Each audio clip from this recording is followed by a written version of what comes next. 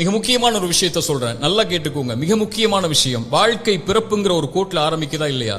அந்த பிறப்புங்கிற கோட்ல ஆரம்பிச்ச மாதிரியே மறுபடியும் மரணம்ங்கிற அதே கோட்ல வந்து முடியும்.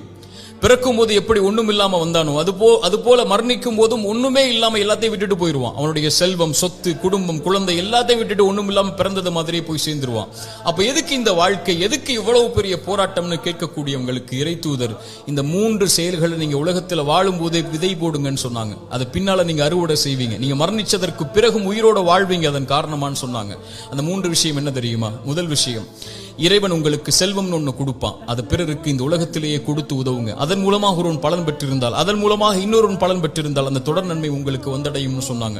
இரண்டாவது, இறைவன் உங்களுக்கு கல்வின்னு ஒண்ணு கற்றுக் கொடுப்பான். எதுவா இருந்தாலும் சரி, ஒரு எழுத்தா இருந்தாலும் சரி, அது பிறருக்கு பலன் பெற கற்றுக்கொடு. அதன் மூலமாக அவன் பலன் பெற்றிருந்தால், அதன் மூலமாக பலன் பெற்றிருந்தால் அந்த நன்மை வந்து சேரும்னாங்க.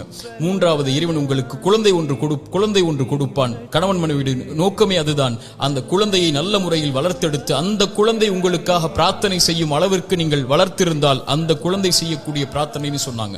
அப்படி நல்ல குழந்தைகளை இந்த பூமியில் இருந்து மரணிப்பதற்கு முன்னதாக வளர்த்தெடுப்பதுன்னு சொன்னாங்க.